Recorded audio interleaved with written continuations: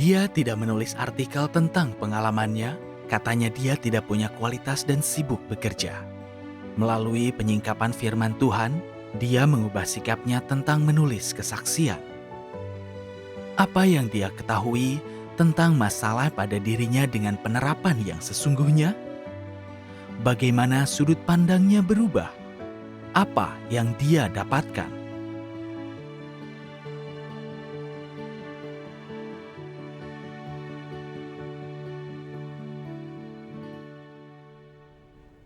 Belakangan ini, banyak saudara-saudari menulis kesaksian pengalaman mereka. Aku juga ingin berlatih menulis. Aku telah lama menjadi orang percaya, menikmati banyak rezeki Tuhan dan punya pengalaman. Ingin kumanfaatkan saat teduhku untuk menulis. Tapi setiap kali menulis pembukaan, aku tak tahu lagi harus apa. Kupikir, aku telah melalui sejumlah pemecatan dan kegagalan, serta banyak ditangani. Aku bisa dibilang punya pengalaman. Kenapa pikiranku kosong begitu hendak menulis? Saat menuliskan pemahamanku tentang firman Tuhan, menggunakan firman Tuhan untuk membedah dan memahami diri sendiri, jalan penerapan yang kutemukan dalam firman Tuhan, bagaimana aku bertobat dan berubah, aku sungguh terhambat di bagian ini. Keadaan ini berlanjut sekitar 2 bulan, dan akhirnya aku tak pernah bisa menulis. Aku merasa itu terlalu sulit. Pemimpin juga tahu aku kurang punya kualitas dan ide. Aku tak boleh terlalu memaksa diri. Banyak hal yang harus kutangani, dan aku tak bisa rehat untuk merenungkan firman Tuhan. Lagi pula, ada saudara-saudari dengan kualitas baik bisa menulis. Biarkan mereka yang menulis, aku tak perlu menulis. Jadi, aku menyerah untuk menulis artikel. Kadang, saudara-saudari mengingatkan bahwa aku bisa menulis satu artikel, tapi aku akan kesal, tak mau menanggapi pesan mereka. Lalu, saat teduhku tak berjalan baik, aku membaca firman Tuhan tapi tak punya pencerahan Roh Kudus.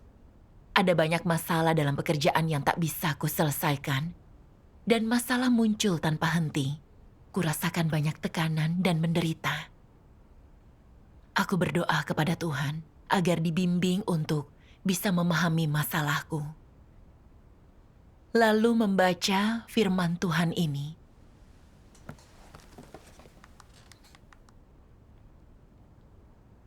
Mengejar kebenaran bersifat sukarela. Jika engkau mencintai kebenaran, Roh Kudus akan bekerja. Jika engkau mencintai kebenaran, jika apapun penganiayaan atau kesukaran yang kau hadapi, engkau mengandalkan Tuhan, merenungkan dan berusaha mengenal dirimu. Jika saat ada masalah, engkau mencari kebenaran untuk menyelesaikannya, engkau akan berdiri teguh dalam kesaksianmu. Semua perwujudan ini dihasilkan alami oleh orang yang mencintai kebenaran. Semua muncul secara sukarela dengan senang hati dan tanpa paksaan, dan juga dengan tanpa syarat. Jika orang mampu seperti ini, pada akhirnya mereka akan memperoleh kebenaran dan hidup. Mereka akan memasuki kenyataan kebenaran, dan yang akan mereka jalani adalah gambar manusia. Jika engkau belum memperoleh kebenaran, tak ada satupun alasan atau dalih yang kau lontarkan akan masuk akal. Tuhan tidak peduli dengan alasanmu. Cobalah bernalar sesukamu, timbulkan masalah pada dirimu sendiri sesukamu. Apakah Tuhan peduli? Akankah Tuhan berbicara denganmu? Akankah Dia berdebat dan berunding denganmu? Akankah Dia berkonsultasi denganmu? Apa jawabannya? Tidak, Dia tidak akan melakukannya. Alasanmu tidak sah, walaupun itu masuk akal. Engkau tidak boleh salah memahami kehendak Tuhan. Berpikir engkau bisa memberikan segala alasan dan dalih untuk tidak mengejar kebenaran. Tuhan ingin engkau cari kebenaran di semua lingkungan dan masalah yang datang kepadamu, sehingga pada akhirnya engkau masuk ke dalam kenyataan kebenaran dan memperoleh kebenaran. Keadaan apapun yang telah Tuhan atur untukmu, orang-orang dan peristiwa apapun yang kau temui, dan di lingkungan manapun engkau berada, engkau harus berdoa kepada Tuhan dan mencari kebenaran untuk menghadapinya. Semua itu justru adalah pelajaran yang harus kau petik dalam mengejar kebenaran. Jika engkau selalu mencari alasan, mengelak, menolak, menentang, maka Tuhan akan menyerah terhadap dirimu. Tidak ada gunanya bagimu untuk keras kepala dan berperilaku buruk seperti itu, ataupun memberikan alasanmu.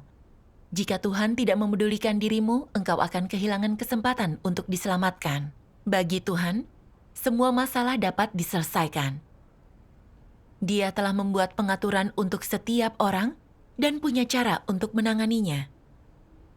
Tuhan tak akan berdiskusi apakah alasan dan dalihmu dibenarkan atau mendengarkan apakah pembelaanmu masuk akal. Dia hanya bertanya, apakah firman Tuhan adalah kebenaran? Apakah engkau memiliki watak rusak? Haruskah engkau mengejar kebenaran? Engkau hanya perlu jelas tentang satu fakta. Tuhan adalah kebenaran. Engkau adalah manusia yang rusak, dan karena itu engkau memiliki tanggung jawab untuk mencari kebenaran. Tidak ada masalah atau kesulitan, atau alasan atau dalih yang dapat dibenarkan. Jika engkau tidak menerima kebenaran, engkau akan binasa. Amin. Amin. Firman Tuhan segera menyadarkanku. Mengejar kebenaran itu bersifat sukarela. Aku tak boleh cari alasan untuk tak menulis artikel atau mengejar kebenaran. Tuhan tak peduli seberapa tepat alasan itu. Iya, benar. Tuhan ingin kita mendengarkan firman-Nya dan tunduk pada tuntutannya dalam setiap situasi yang terjadi. Itulah yang harus kulakukan. Tuhan juga berfirman, tugasmu adalah memberikan kesaksian tentangku. Setia hanya kepadaku, taat sampai akhir. Amin. Bersaksi tentang Tuhan adalah tuntutannya. Itu tugas yang harus dilakukan orang yang telah mengalami pekerjaannya. Iya. Meski pemahamanku akan kebenaran dangkal, aku tak dapat mengubur pekerjaan yang telah Dia lakukan dalam diriku. Harus kutulis yang telah kudapatkan dari imanku untuk bersaksi tentang Tuhan. Benar. Aku mengalami banyak kesulitan saat menulis artikel. Tapi semua masalah itu justru kerusakan dan kekuranganku yang tak ku mengerti. Aku perlu merenungkan firman Tuhan dan mencari kebenaran. Namun, aku justru tak coba mencari kebenaran atau berusaha merenungkan firman Tuhan. Aku mencari alasan menentang dan menolak menulis artikel. Aku terus bilang kualitasku kurang dan tak punya waktu. Tak menulis artikel itu normal. Saat orang memberitahu aku harus tulis artikel, aku kesal dan cari alasan. Bahkan tak ingin membalas pesan mereka. Namun setelah kupikirkan, meski aku harus memperhatikan tiap aspek pekerjaanku, tak semua masalah harus cepat ditangani.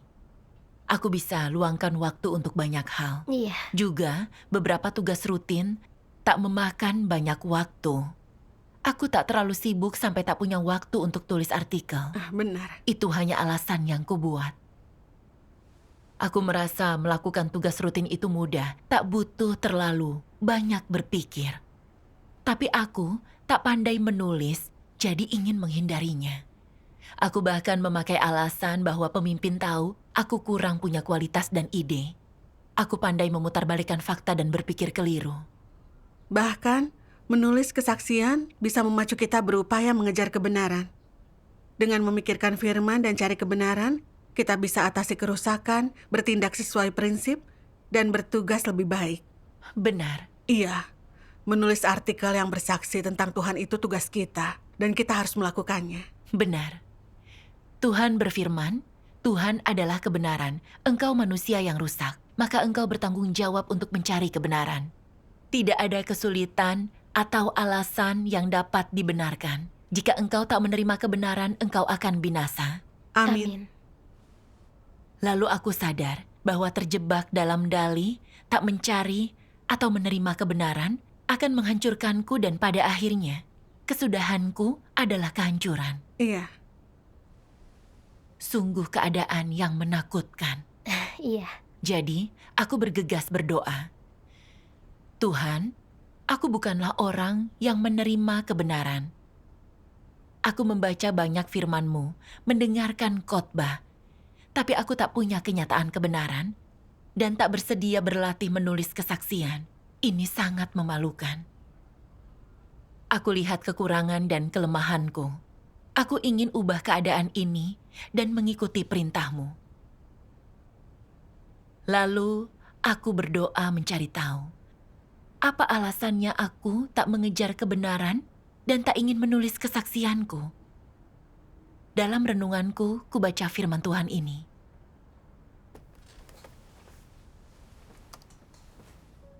Tuhan Yang Maha Kuasa berfirman, dalam kepercayaan mereka kepada Tuhan, banyak orang hanya berfokus untuk bekerja bagi Tuhan dan puas hanya dengan menderita dan membayar harga. Namun, mereka sama sekali tidak mengejar kebenaran. Dan apa akibatnya? Setelah percaya kepada Tuhan selama 10 tahun, 20 tahun, 30 tahun, mereka tetap tidak memiliki pengetahuan yang benar tentang pekerjaan Tuhan dan tak mampu membicarakan pengalaman atau pengetahuan tentang kebenaran atau firman Tuhan. Selama pertemuan, ketika mereka berusaha menyampaikan sedikit kesaksian, tidak ada apapun yang bisa mereka katakan. Apakah mereka akan diselamatkan atau tidak? Mereka sama sekali tidak mengetahuinya. Apa masalahnya di sini? Seperti inilah orang yang tidak mengejar kebenaran. Seberapapun lamanya mereka telah menjadi orang percaya, mereka tidak mampu memahami kebenaran, apalagi menerapkan kebenaran. Bagaimana mungkin orang yang sama sekali tidak menerima kebenaran masuk ke dalam kenyataan kebenaran? Ada orang-orang yang tak mampu melihat masalah ini, yang mengira jika mereka yang mengulang-ulang perkataan doktrin menerapkan kebenaran, mereka dapat masuk ke dalam kenyataan kebenaran. Apakah ini benar? Orang yang mengulang-ulang perkataan doktrin pada dasarnya tidak mampu memahami kebenaran. Jadi, bagaimana mungkin mereka menerapkan kebenaran? Meskipun yang mereka terapkan tampaknya tidak melanggar kebenaran dan merupakan perbuatan baik, perilaku baik, apakah perbuatan baik dan perilaku baik tersebut layak disebut kenyataan kebenaran? Orang yang tidak memahami kebenaran tidak memahami arti kenyataan kebenaran. Mereka menganggap perbuatan baik dan perilaku baik orang sebagai penerapan kebenaran. Ini tidak masuk akal, bukan? Apa bedanya ini dengan pandangan ideologis orang beragama? Dan bagaimana masalah pemahaman yang menyimpang seperti itu dapat diselesaikan? Orang harus terlebih dahulu memahami kehendak Tuhan dari firman Tuhan dan memahami apa arti memahami kebenaran dan apa arti menerapkan kebenaran agar dapat mengetahui yang sebenarnya mengenai orang-orang dan mampu mengetahui apakah mereka memiliki kenyataan kebenaran atau tidak. Pekerjaan Tuhan yang menyelamatkan manusia berarti membuat orang memahami dan menerapkan kebenaran. Hanya dengan cara demikianlah, orang akan mampu menyingkirkan watak mereka yang rusak dan mampu bertindak berdasarkan prinsip dan masuk ke dalam kenyataan kebenaran. Jika engkau tidak mengejar kebenaran dan hanya puas dengan mengorbankan diri, menderita dan membayar harga untuk Tuhan sesuai dengan gagasan dan imajinasimu sendiri, akankah semua yang kau lakukan menunjukkan bahwa engkau menerapkan kebenaran dan tunduk kepada Tuhan? Dapatkah itu membuktikan bahwa telah ada perubahan dalam watak hidupmu? Dapatkah itu menunjukkan bahwa engkau memiliki pengenalan yang benar tentang Tuhan? Tidak. Jadi, menunjukkan apa semua yang kau lakukan itu? Itu hanya dapat menunjukkan kecenderungan, pemahaman, dan angan-anganmu sendiri. Itu adalah hal-hal yang kau sukai dan yang ingin kau lakukan. Semua yang kau lakukan hanyalah pemenuhan hasrat, keinginan, dan cita-citamu sendiri. Jelas ini bukanlah mengejar kebenaran. Semua yang kau lakukan tidak ada kaitannya dengan kebenaran ataupun dengan apa yang Tuhan tuntut. Semua yang kau lakukan adalah untuk dirimu sendiri. Engkau hanya bekerja, berjuang, dan sibuk demi cita-cita, reputasi, dan statusmu sendiri. Dan ini tidak ada bedanya dengan Paulus. Amin. Amin. Firman Tuhan tentang penghakiman dan penyingkapan membuatku merasa tak nyaman. Aku telah lama menjadi orang percaya, membaca banyak firman-Nya, telah banyak gagal serta dipangkas dan ditangani. Tapi tak ada kesaksian yang kutulis. Aku juga tak bisa mengungkapkan pemahamanku tentang kebenaran, karena aku tak mengejar kebenaran. Aku puas hanya terlihat bisa menderita, bisa melakukan tanggung jawabku tanpa kesalahan atau kelalaian. Aku punya hal-hal besar dan kecil untuk ditangani dalam pekerjaan sehari-hariku. Dan jika menunda melakukan sesuatu, aku takut dianggap tidak bekerja nyata atau mengatasi masalah. Lalu bagaimana jika pemimpin tahu dan memecatku? Karena itulah, aku menyerah menulis artikel dan merenungkan firman Tuhan. Bahkan berhenti melakukan saat teduh pagi. Aku merasa menulis artikel akan menunda kemajuan pekerjaanku. Kadang, aku bangun tidur dan ingin melakukan saat teduh pagi. Tapi saat melihat berbagai pesan yang harus kutanggapi, aku melupakan saat teduh dan mulai menangani semua masalah. Namun sebenarnya, tak semuanya perlu penanganan segera. Bisa ku jawab di waktu luang. Namun karena sibuk dengan hal itu, aku mengorbankan waktuku untuk makan dan minum firman Tuhan. Kukira aku bertanggung jawab dalam tugas, memikul beban, dan bekerja nyata. Tapi, aku justru ingin memakai penderitaan dan usahaku yang dangkal agar dikagumi. Itu bukan melakukan tugas. Ingin kugunakan tugasku untuk melindungi nama dan statusku, memenuhi ambisi pribadiku. Aku menempuh jalan melawan Tuhan. Iya. Aku tahu proses menulis artikel adalah proses mencari kebenaran. Tapi aku tak mengejar kebenaran dan tak ingin menulis artikel untuk bersaksi. Aku sibuk dengan berbagai hal. Bahkan saat ada waktu luang, aku mencari alasan untuk tak menulis. Aku hanya melakukan pelayanan. Aku tak berusaha mengejar kebenaran, hanya fokus pada pekerjaan. Artinya saudara-saudari tak fokus pada jalan masuk kehidupan mereka. Mereka tak merenungkan atau mempelajari diri melalui firman Tuhan. Aku memimpin orang-orang menjauh dari kehendak Tuhan. Benar. Aku teringat firman Tuhan. Yang kau lakukan tak ada kaitannya dengan kebenaran, ataupun dengan apa yang Tuhan tuntut. Semua yang kau lakukan adalah untuk dirimu. Engkau hanya bekerja, sibuk demi cita-cita, reputasi, dan statusmu sendiri. Dan itu tak berbeda dengan Paulus. Aku merenungkan bahwa aku menempuh jalan Paulus. Aku selalu mengutamakan bekerja, melakukan yang kusuka. Tapi untuk pekerjaan yang dituntut Tuhan menyangkut kebenaran, aku tak mencari kebenaran dan muak serta menghindarinya. Aku hanya bekerja demi status. Aku berada di jalan menjadi musuh Tuhan. Iya, Jika itu berlanjut, sebanyak apapun pekerjaanku, aku akan disingkirkan Tuhan. Hal ini membuatku takut dan ingin segera mengubah situasi. Lalu aku membaca firman Tuhan.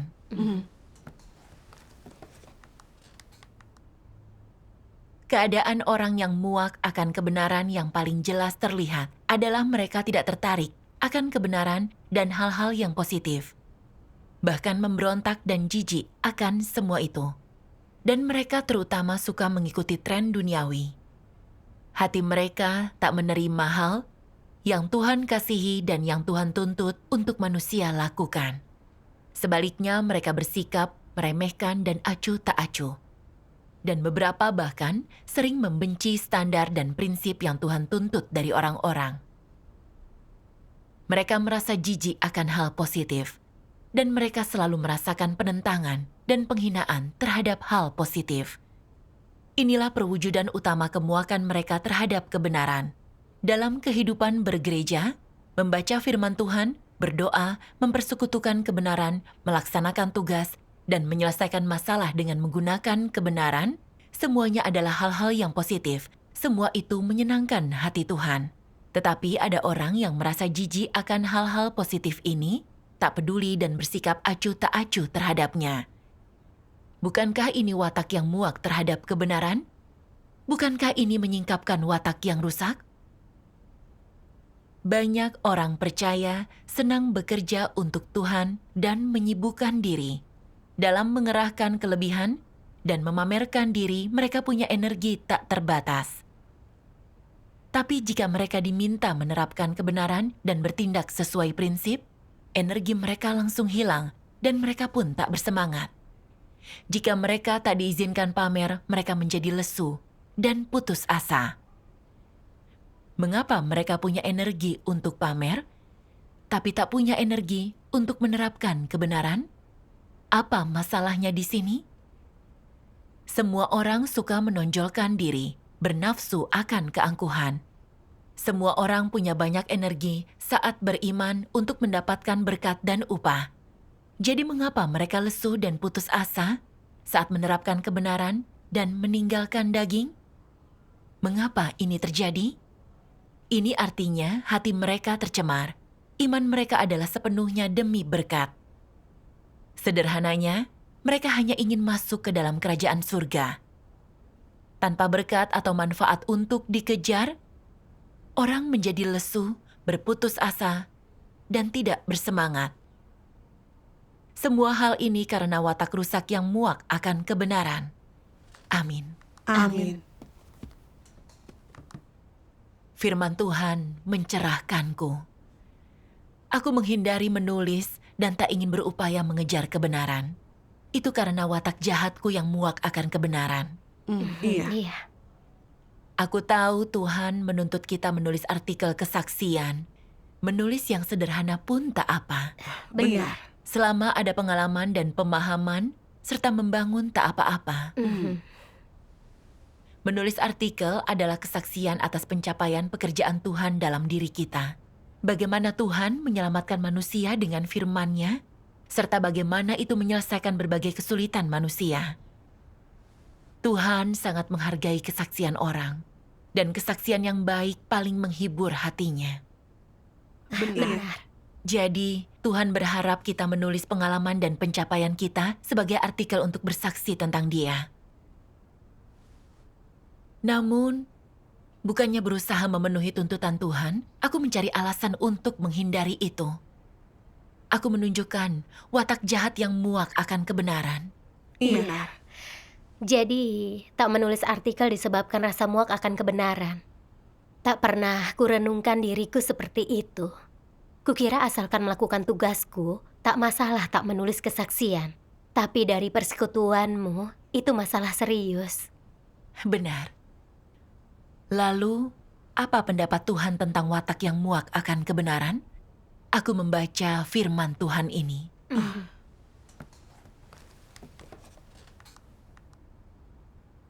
Orang macam apa yang muak akan kebenaran? Apakah mereka orang yang menentang dan menolak Tuhan? Mereka mungkin tidak terlihat menentang Tuhan, tapi natur dan esensi mereka adalah untuk menolak dan menentang Tuhan. Yang sama saja dengan berkata langsung kepada Tuhan, "Aku tidak suka perkataanmu. Aku tidak menerimanya. Dan karena tidak menerima perkataanmu sebagai kebenaran, aku tak percaya kepadamu. Aku percaya kepada siapapun yang menguntungkan bagiku." Apakah ini sikap orang tidak percaya? Jika inilah sikapmu terhadap kebenaran, ini berarti engkau sedang memusuhi Tuhan secara terbuka. Dan jika engkau memusuhi Tuhan, akankah Tuhan menyelamatkanmu? Tidak. Inilah alasan Tuhan murka terhadap semua orang yang menolak dan menentang Tuhan. Jika orang muak, akan kebenaran tidaklah mungkin baginya untuk memperoleh keselamatan. Ini bukanlah hal yang bisa atau tidak bisa diampuni. Ini bukanlah suatu perilaku atau hal yang hanya diperlihatkan sekilas. Ini adalah natur dan esensi seseorang. Dan Tuhan muak dengan orang semacam itu. Jika engkau sesekali menyingkapkan kerusakan, engkau harus merenungkan apakah penyingkapan ini berasal dari penolakan terhadap kebenaran atau dari kurangnya pemahaman akan kebenaran. Ini membutuhkan pencarian dan pencerahan serta bantuan Tuhan. Jika engkau memiliki natur dan esensi yang muak akan kebenaran, dan engkau tidak pernah menerima kebenaran, dan sangat membenci dan memusuhinya, itu berarti ada masalah. Engkau pasti adalah orang yang jahat, dan Tuhan tidak akan menyelamatkanmu. Amin. Amin. Firman Tuhan menghunjam jantungku. Muak terhadap kebenaran berarti secara terbuka menentang Tuhan. Aku mengeklaim percaya kepada Tuhan yang Maha Kuasa, berdoa dalam nama-Nya, makan dan minum kebenaran yang Dia ungkapkan, bersekutu tentang firman Tuhan dalam setiap pertemuan, dan memberitakannya kepada saudara-saudari. Namun caraku bertindak, caraku hidup, tak sejalan dengan firman Tuhan. Tak kuikuti tuntutannya. Aku justru merasa muak akan kebenaran. Jika begitu aku tak bisa menerapkan kebenaran. Hanya dengan menerima kebenaran orang percaya diselamatkan. Benar. Namun aku tak menyukai kebenaran yang Tuhan ungkapkan. Jauh di lubuk hatiku aku menentang Tuhan. Watak yang muak akan kebenaran itu bisa menghancurkanku. Kulihat bahwa watak yang muak akan kebenaran sangat menakutkan. Jika begitu tak akan ada keselamatan. Benar Iya, sekali. benar. Kemudian, aku datang ke hadapan Tuhan untuk bertobat. Ya Tuhan, aku muak akan kebenaran, tak fokus menulis artikel atau berusaha mengejar kebenaran. Kini ku tahu, watak yang muak akan kebenaran membuatmu jijik. Aku ingin bertobat dan mengejar kebenaran. Tolong bimbing aku. Syukur Amin. kepada Kepada Tuhan. Tuhan. Lalu, aku membaca lebih banyak firman Tuhan. Jika engkau sungguh mencintai kebenaran di hatimu, tapi punya kualitas yang buruk dan kurang wawasan, dan bodoh jika engkau melakukan kesalahan, tapi tak berniat melakukan kejahatan, dan hanya melakukan beberapa hal bodoh. Jika engkau senang mendengar persekutuan Tuhan tentang kebenaran dan engkau rindu akan kebenaran, jika sikapmu terhadap kebenaran dan firman Tuhan adalah sikap yang tulus dan penuh kerinduan, dan engkau dapat menghargai dan menghormati firman Tuhan, ini sudah cukup. Tuhan menyukai orang semacam itu. Meskipun terkadang engkau sedikit bodoh, Tuhan tetap menyukaimu.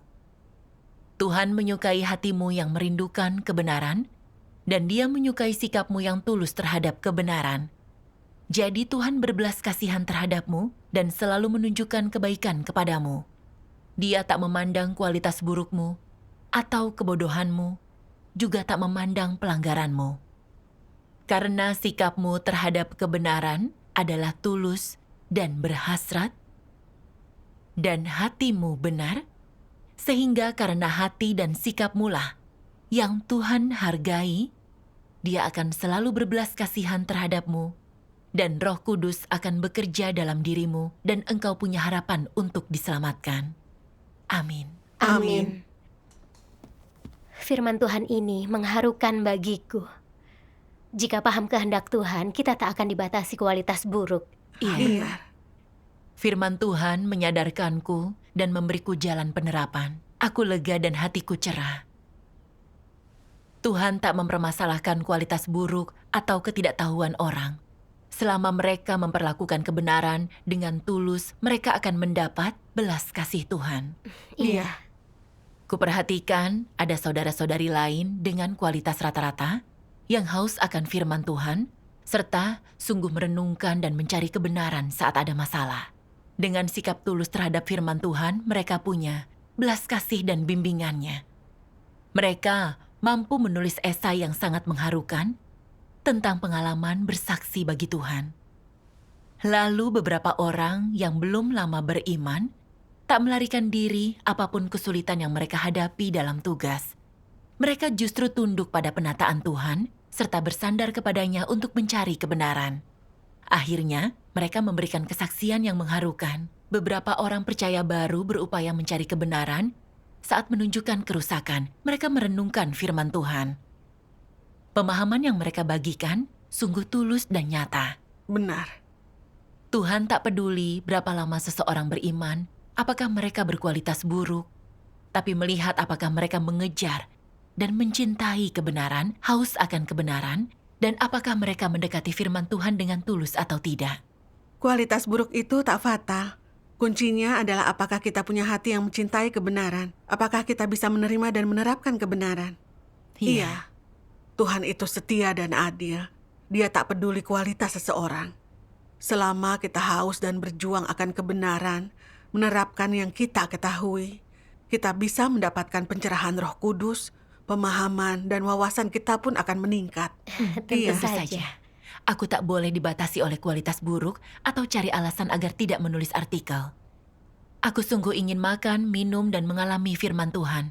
Menuliskan pengalamanku untuk bersaksi tentang Tuhan. Syukur kepada Tuhan. Lalu, ku baca firman Tuhan yang menjelaskan kehendaknya bagiku.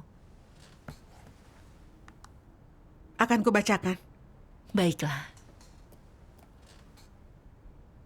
Menerima dan mengejar kebenaran adalah jalan paling nyata dan praktis untuk mendapatkan keselamatan. Jika engkau tak mampu memperoleh kebenaran, kepercayaanmu kepada Tuhan sia-sia. Orang yang selalu mengkhotbahkan doktrin, mengatakan hal yang muluk-muluk, mengikuti aturan, dan tak pernah berfokus untuk menerapkan kebenaran, mereka tidak akan mendapatkan apapun selama apapun mereka percaya. Siapakah yang mendapatkan sesuatu? Orang yang tulus bertugas dan yang mau menerapkan kebenaran. Yang memperlakukan amanat Tuhan sebagai misi mereka. Yang tulus mengorbankan hidupnya untuk Tuhan dan tak berencana untuk kepentingan sendiri. Yang rendah hati dan menaati pengaturan Tuhan. Mereka memahami prinsip-prinsip kebenaran saat melaksanakan tugas mereka. Dan berusaha keras melakukan segala sesuatu dengan benar, memampukan diri mereka untuk bersaksi tentang Tuhan dan memuaskannya.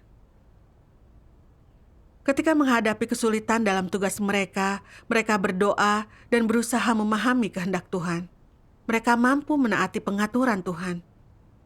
Dan dalam semua yang mereka lakukan, mereka mencari dan menerapkan kebenaran. Mereka tak mengulang slogan atau mengatakan hal yang muluk-muluk, tetapi berfokus untuk bertindak dengan praktis dan realistis serta mengikuti prinsip dengan cermat. Mereka berusaha keras dalam melakukan dan memahami segala hal, dan dalam banyak hal mampu menerapkan kebenaran, kemudian memperoleh pengetahuan dan pemahaman, dan mereka mampu memetik pelajaran dan sungguh mendapatkan sesuatu. Dan saat mereka punya pemikiran yang keliru atau keadaan yang salah, mereka berdoa kepada Tuhan dan mencari kebenaran untuk menyelesaikannya. Kebenaran apapun yang mereka pahami, mereka punya penghargaan di hati mereka dan mampu menyampaikan pengalaman dan kesaksian mereka. Orang-orang semacam itu pada akhirnya memperoleh kebenaran. Orang yang tak berperasaan itu tidak pernah berpikir tentang bagaimana menerapkan kebenaran. Mereka hanya berfokus mengerahkan upaya, memperlihatkan dan memamerkan diri mereka sendiri. Tapi mereka tak pernah mencari cara menerapkan kebenaran. Dan ini membuat mereka sulit memperoleh kebenaran. Renungkanlah, orang macam apakah yang dapat masuk ke dalam kenyataan kebenaran? Orang yang pragmatis, praktis, dan realistis, serta penuh perhatian. Orang yang praktis dan realistis yang melakukan segala sesuatu dengan segenap hati dan memiliki hati. Orang-orang semacam itu lebih memperhatikan kenyataan dan penggunaan prinsip-prinsip kebenaran ketika mereka bertindak. Selain itu, dalam segala hal mereka memperhatikan kepraktisan, mereka pragmatis, dan mereka menyukai hal-hal yang positif, kebenaran, dan hal-hal yang praktis. Orang-orang semacam inilah yang pada akhirnya memahami dan memperoleh kebenaran. Amin. Amin.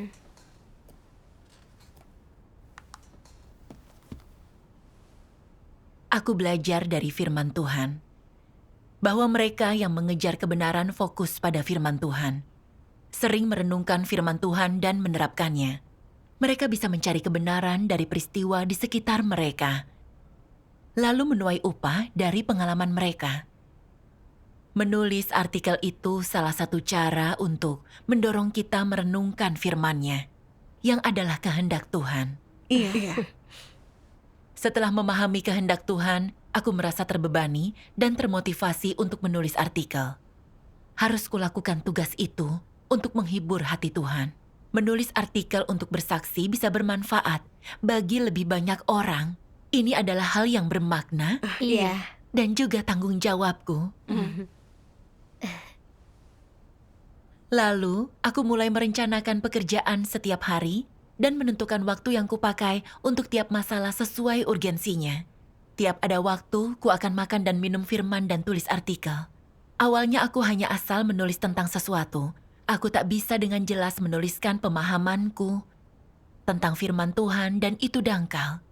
Aku ingin menyerah dan berhenti menulis pada saat itu dan tak ingin merenungkan firman Tuhan lagi. Jadi aku berdoa, Tuhan, aku tak mau menyerah. Aku ingin merenungkan firman-Mu. Menulis yang ku tahu saat ini, terus menulis seiring pengalamanku bertambah. Bagus. Aku tak ingin hidup dengan watak rusakku. Aku mau menulis tentang pekerjaan-Mu dalam diriku demi bersaksi bagimu. Amin. Syukur kepada Tuhan. Aku merasa jauh lebih tenang setelah berdoa. Saat hening, memikirkan keadaanku dan firman Tuhan, aku bisa menulis tiap pencerahan yang kudapat. Jadi, aku menuliskan pemahamanku saat punya waktu. Saat selesai, dan ada bagian yang tak terlalu jelas, aku berusaha menyuntingnya. Makin banyak menulis, makin jernih pikiranku. Dan makin jelas aku melihat keadaanku. Pemahamanku tentang kebenaran lebih nyata. Aku merasa puas dengan penerapan seperti ini. Pengalaman ini menunjukkan kepadaku pentingnya mengejar kebenaran. Kita harus mencari kebenaran, merenungkan diri, serta menerapkan firman Tuhan, maka kita bisa menuai hasilnya. Iya. Menulis kesaksian pribadi, mengejar kebenaran, dan perubahan dalam watak hidup, itu sangat penting. Syukur kepada Tuhan. Persekutuanmu membantuku lebih memahami kerusakan sendiri. Aku pun cari alasan karena kualitas burukku dan tak merasa harus menulis. Aku sibuk sepanjang hari, tak fokus, merenungkan firman Tuhan, dan belum ada kemajuan dalam hidup. Kini aku tahu harus bagaimana jika punya kualitas buruk. Kedepannya, ku akan berlatih menulis dan bekerja keras mengejar kebenaran. Syukur kepada Tuhan. Syukur kepada Tuhan.